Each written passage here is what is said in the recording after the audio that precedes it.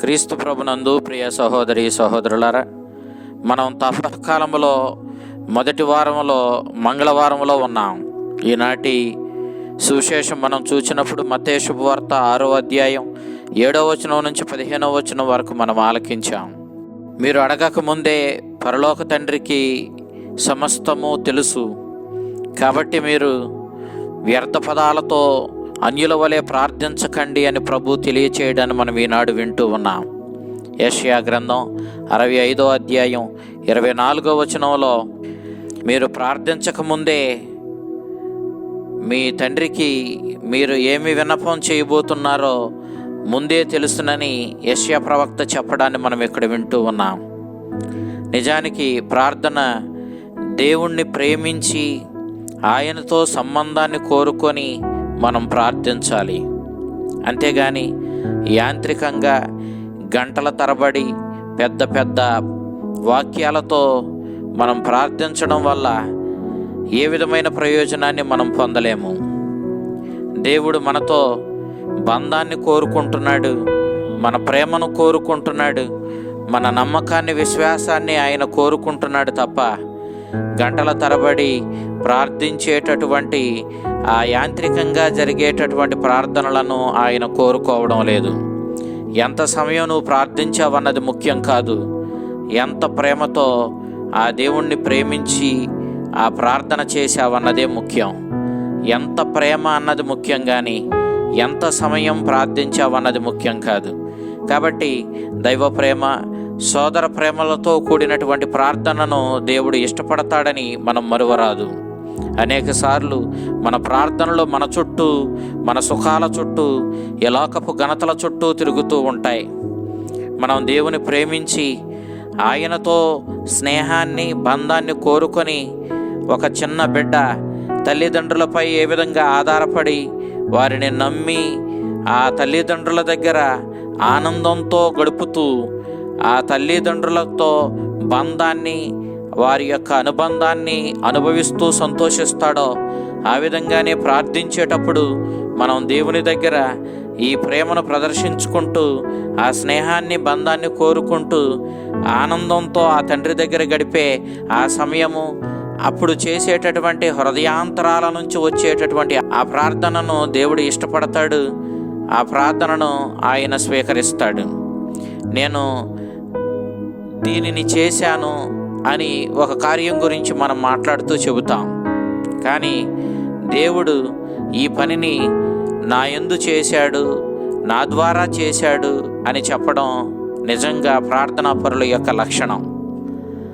మనం ఏ పని చేసినా మనం చేసామని చెప్పుకోవడానికి చూస్తూ ఉంటాం, కానీ దేవుని సహాయం లేకుండా, ఆయన కృప మనకు తోడుగా లేకుండా మనం ఏమీ చేయలేమన్న విషయాన్ని మనం గ్రహించాలి. కాబట్టి దేవుడే ఈ పనిని నా యందు, నా ద్వారా చేశాడు అని చెప్పి మనం చెప్పడం చాలా అర్థవంతం.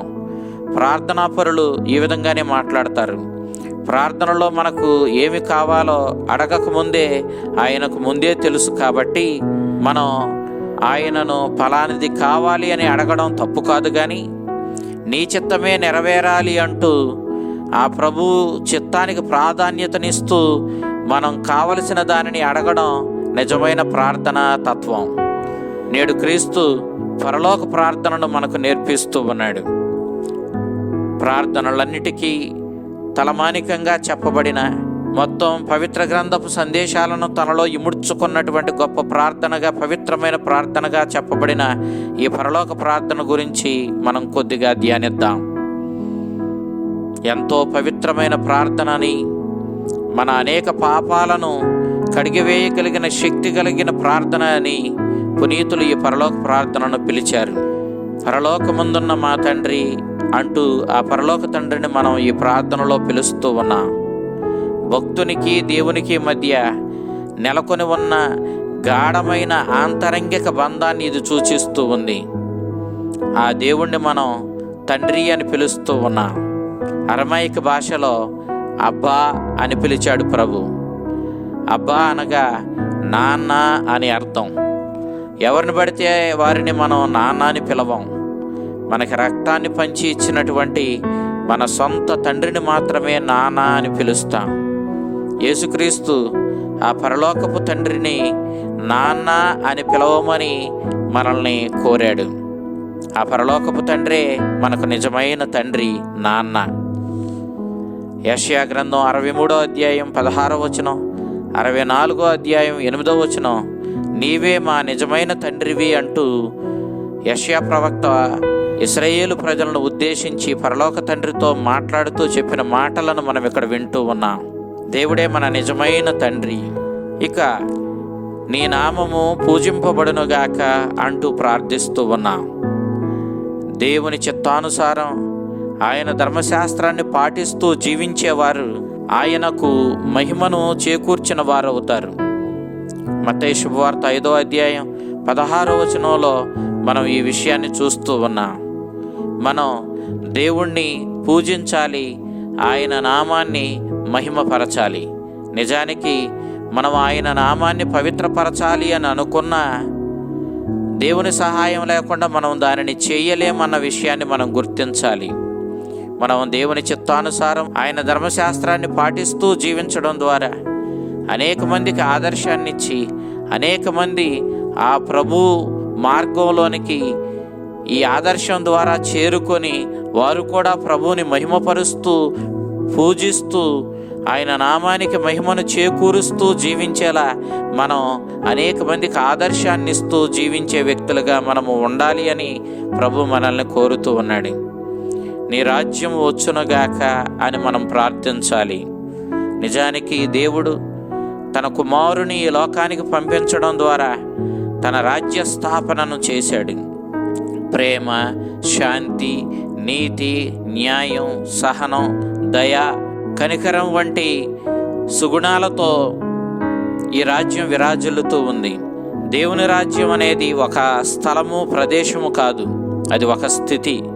ఎవరెవరైతే దేవుని యొక్క చిత్తాన్ని పాటించుకుంటూ ఆయన వాక్యానుగుణంగా జీవిస్తూ ప్రేమను, శాంతిని నెలకొల్పడానికి కృషి చేస్తూ ఆ దేవుని బాటలో పయనిస్తారో వారందరూ కూడా దేవుని రాజ్యపు వారసులుగా దేవుని రాజ్యానికి చెందిన వారై ఉంటారు.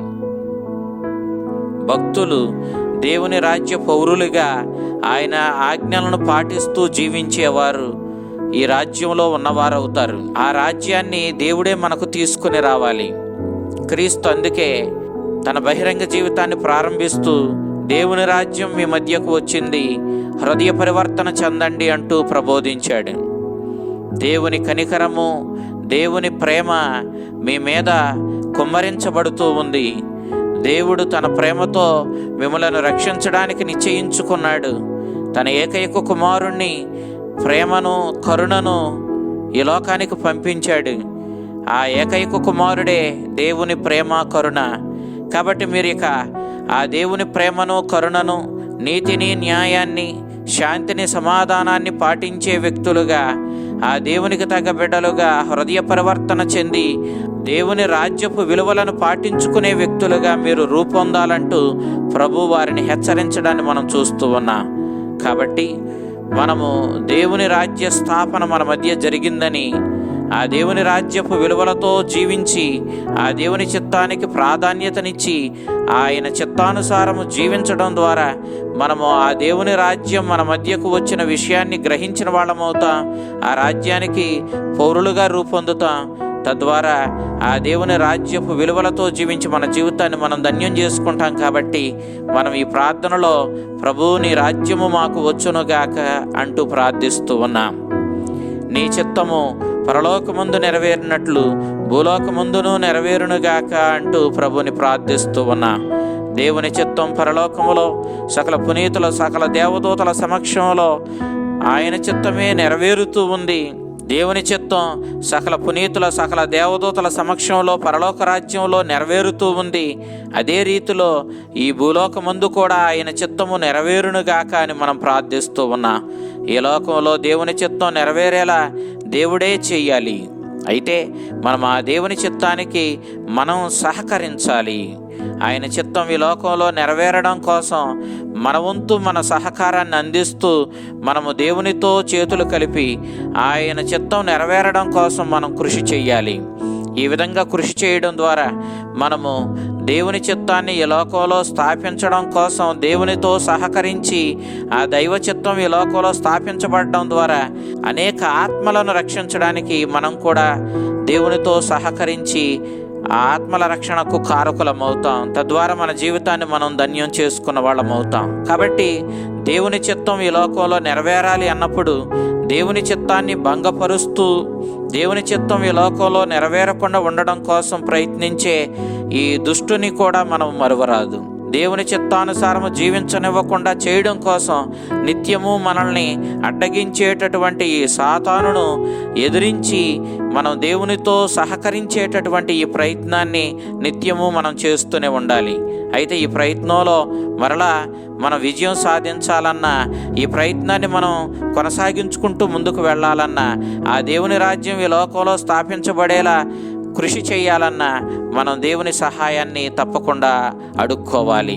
మన సొంత శక్తితో, మన సొంత నిర్ణయాలతో మనం దేవుని చిత్తాన్ని ఈ లోకంలో నెరవేరేలా చెయ్యలేము. ఖచ్చితంగా దేవుని సహాయం మనకిక్కడ, ఆయన చిత్తం ఈ లోకంలో నెరవేరడంలో దేవుని సహాయం మనకు తప్పకుండా అవసరమని గుర్తించాలి.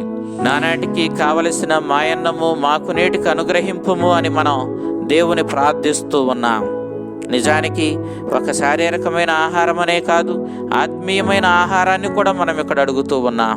అయితే మనము ఏనాటికి కావలసిన ఆహారము ఆనాటికే అడగడంలో ఉద్దేశం ఏంటంటే, మనం నిత్యము దేవుని మీద ఆధారపడి జీవించవలసిన వారిమై ఉన్నాము అని దీని భావం. దేవుణ్ణి అశ్రద్ధ చేయడం, దేవుణ్ణి లెక్క చేయకుండా ప్రవర్తించడం గర్వానికి చిహ్నం. నిత్యం దేవుని మీద ఆధారపడి ఆయన సహాయాన్ని అర్థించుకుంటూ జీవించడం మన వినయానికి, తగ్గింపుతనానికి గుర్తు.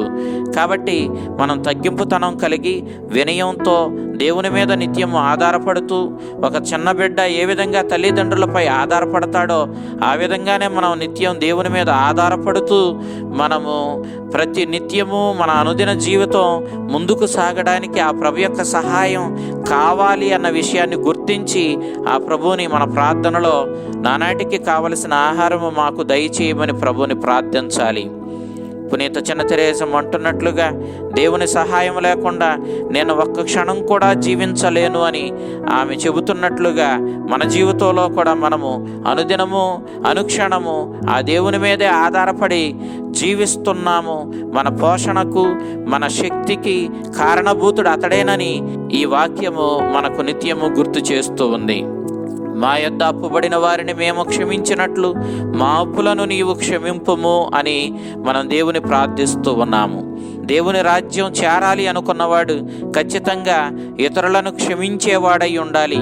ఎందుకనంటే అతడు దేవుని క్షమాపణను కోరుకుంటున్నాడు కాబట్టి, అతడు ఎంతగా ఇతరులను క్షమించేవాడై ఉంటాడో అంతగా దేవుని యొక్క క్షమాపణను పొంది ఆ పరలోక రాజ్యానికి వారసుడవుతాడు. పాపాత్ములు, దుర్మార్గులు, ఇతరులను క్షమించలేనటువంటి కక్ష పెట్టుకునే గుణం కలిగిన వాళ్ళు దేవుని రాజ్యాన్ని చేరుకోలేరు. ఈనాడు ప్రభు పరలోక రాజ్యంలో కక్షకు, ఇతరులను క్షమించలేని తనానికి తావులేదని, ఆ దేవుని రాజ్యం చేరుకునేవారు తప్పకుండా ఇతరులను క్షమించాలని, వారు ఎంతగా ఇతరులను క్షమిస్తారో అంతగా దేవుని క్షమాపణకు పాత్రులవుతారని, తత్ఫలితంగా ఇక్కడ ఉన్నటువంటి ఈ నియమాన్ని పాటించి ఇతరులను నిండు మనసుతో క్షమించి తద్వారా దేవుని క్షమాపణను పొంది పరలోక రాజ్యానికి వారసులై జీవించాలన్న విషయాన్ని ప్రభు మనకిక్కడ సూచిస్తూ ఉన్నాడు. మమ్ము శోధనలో పడనీయకుము అని మనం ప్రార్థిస్తూ ఉన్నాం. నిజానికి ఎవరికి కూడా దేవుడు శోధనలను తీసుకుని రాడు. అయితే మనల్ని ఎప్పటికప్పుడే దేవుడి నుంచి దూరం చేసే ఈ దుష్టుడు సాతాను నిత్యము మనల్ని ఏదో ఒక రీతిలో దేవుడి నుంచి దూరం చేయడం కోసం శోధిస్తూ ఉంటాడు. మనం బలహీనం కాబట్టి ఈ సాతాను శోధనలో పడిపోతూ ఉంటాం. అయితే ప్రభువు ఈ శోధనలను మనకు అనుమతిస్తూ ఉంటాడు. మనం ఈ శోధనలో పడేలా అనుమతి ఇవ్వడంలో ఉద్దేశం ఒకటే, ఏంటంటే మనము గణగణ మండుతున్నటువంటి అగ్నిలోనికి బంగారు లోహాన్ని వేసినప్పుడు అది అగ్నిలో కాలి తన యొక్క మలినాన్ని మొత్తాన్ని పోగొట్టుకొని స్వచ్ఛమైన బంగారంగా, విలువైనదిగా రూపొందినట్లు మనకి ఎదురయ్యే ఈ శోధనల్లో మనము దేవుని మీద విశ్వాసంతో, నమ్మకంతో సాతాను యొక్క ప్రలోభాలలో పడిపోకుండా ధైర్యంతో నిలబడి ఈ శోధనలను జయించుకొని ఈ శోధనల నుంచి బయటకు వచ్చినప్పుడు మనం విలువైనటువంటి వ్యక్తులుగా దేవుని బహుమానానికి మనం వారసులుగా మారతాం. కాబట్టి మన విలువను పెంచడానికే ప్రభు మనకు శోధనలను అనుమతిస్తున్నాడు. అయితే మనం ఈ శోధనలో పడ్డప్పుడు ఈ శోధనలో జయించడానికి, ఆ శోధనల నుంచి విలువైనటువంటి వ్యక్తులుగా బయటకు రావడానికి మనము దేవుని సహాయాన్ని అడుక్కుంటూ ఉన్నాం. శోధనల్లో మమ్ము పడనీయకము అంటే దేవుడే మనకు శోధనలు తెచ్చి మనల్ని బాధిస్తున్నాడని దీని భావం కాదు. దీని అర్థం శోధనల నుంచి ఆయన మనల్ని బలపరిచి పవిత్రపరచి మరింత విలువైన వ్యక్తులుగా దేవుని బిడ్డలుగా మనల్ని చేస్తున్నాడన్న విషయాన్ని మనం ఇక్కడ గ్రహించాలి. మమ్ము కీడుల నుండి కాపాడండి అంటూ మనం ప్రభువుని అడుగుతూ ఉన్నాం. కీడు చేయువాడు సాతానే. ఈ సాతాను నుండి మనం విడుదల పొందాలంటే, సాతాను నుండి మనల్ని మనం రక్షించుకోవాలంటే తప్పకుండా దేవుని సహాయం అవసరం. ప్రభువా, మేము కీడుల్లో పడినప్పుడు మాకు కీడు చేసేటటువంటి మమ్మలను పాపములో పడవేసి మరణానికి గురి చేసి నీ నుండి నీ రక్షణానుగ్రహాల నుంచి మమ్మ దూరం చేసి మమ్మలను నిత్య నరకాగ్నికి తీసుకుని పోయే ఈ దుష్టుని నుండి, ఈ కీడుల నుండి మమ్మ కాపాడమని దేవుని సహాయాన్ని మనం అర్థిస్తూ ఉన్నాం. ఈ రీతిగా మనం చేసే ఈ ప్రార్థన మనల్ని మరింతగా దేవుని దగ్గరకు చేరుస్తుంది. సాతానుని దాని కుట్రలను జయించే శక్తిని మనకిస్తుంది, మనల్ని పవిత్రపరుస్తుంది. ఆ పరలోక రాజ్యానికి మనల్ని వారసులుగా, ఆ పరలోక తండ్రికి ప్రియమైన బిడ్డలుగా మనల్ని రూపొందిస్తుంది. కాబట్టి మీరు ఇతరులను క్షమించడానికి ఎల్లప్పుడూ సంసిద్ధంగా ఉండండి. ఎందుకంటే మీ పరలోకపు తండ్రి దుర్మార్గులను సన్మార్గులను కూడా ఒకే విధంగా చూస్తూ, వారి మీద ఒకే విధంగా వర్షం కురిపిస్తూ సూర్యుని ప్రకాశింపచేస్తూ ఉన్నాడు.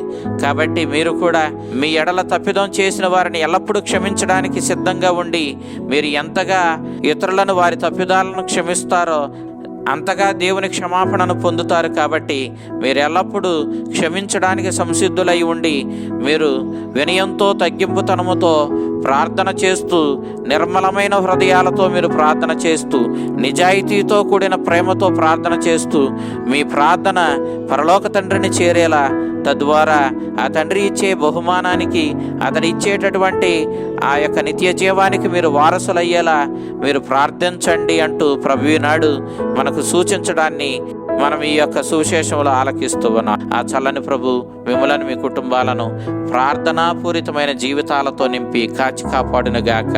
ఆమెన్.